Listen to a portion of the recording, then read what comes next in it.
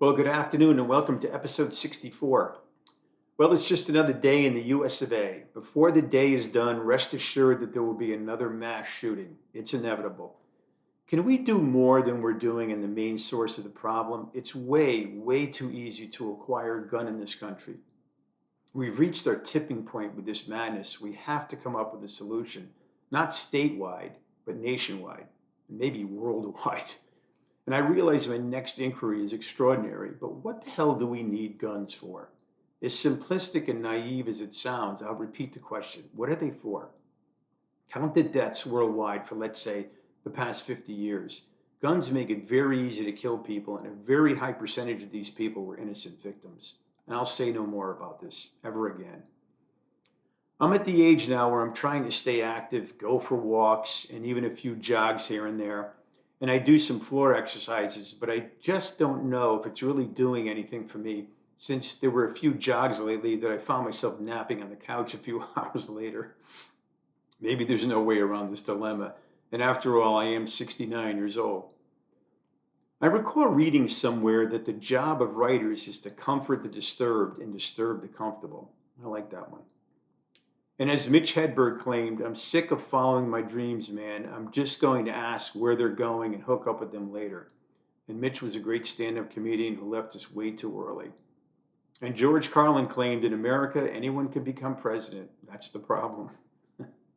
And for me, I used to think I was indecisive, but now I'm not too sure. So I watched a portion of Jimmy Kimmel's 20th anniversary show, and he brought out a few of the people that appeared on his first show: Snoop Dogg, George Clooney, and Chris Martin from Coldplay. Snoop Dogg came out first, and they reminisced a bit. And when George Clooney came out, Jimmy asked George what he thought of the first show, and Clooney replied by saying, "I thought we were on a public access channel." I had a few drinks with a couple of friends a couple of weeks ago. I hadn't seen in a while. We were discussing these times that have overtaken us. We're all pushing 70, and the three of us each have two children, which are now men. But we live in different times, and we touched on the subject of the economy and the job market. Us baby boomers are not running the economy anymore. They are. And at this time, and this time around, it's very different. When we were young, we would take just about any job available. But what's interesting is that the millennials and Gen Xers are no longer doing this, and it's having a profound effect on the economy. And personally, each one of them will make their own choices, and I applaud them for that. I learned how to speak today. They feel that they don't have to become an indentured servant to the workforce again. And this is their choice, right or wrong. And if it continues, it will eventually change business models or go as far as driving some companies out of business. Their message is this: we're not going to do this bullshit anymore. You need to adapt to our needs, not the other way around. And they do have more options than we did with the availability of technology, global markets, and the diverse job market. It will become an economic war between the 20 to 40-year-olds and the demands of the market and the economy.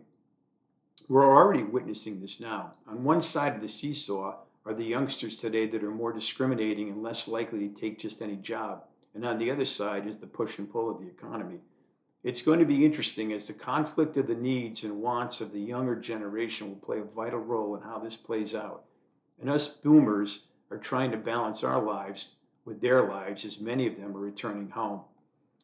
I just hope it turns out okay and for all concerned. And as Bobby McFerrin would say, don't worry, be happy.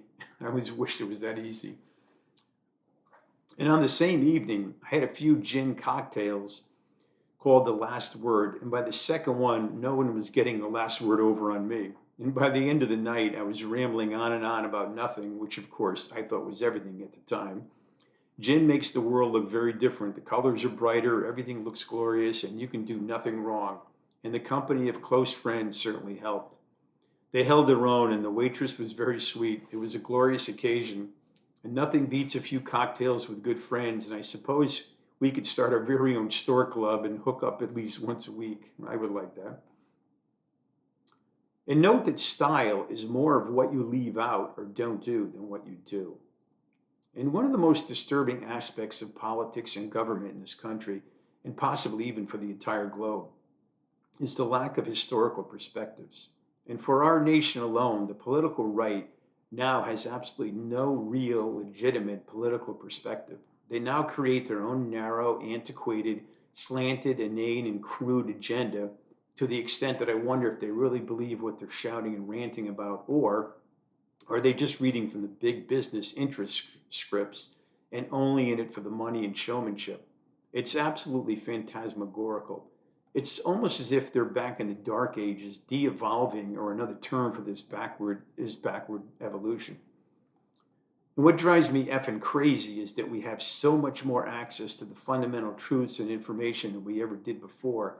And Fox News and Newsmax and all these other bozos just keep pumping out this bilge water and bullshit. I just can't come to grips with this platform of lies and deception that is doing severe damage to this country. And too many folks are buying into this crap. It's sickening. And I will stop here.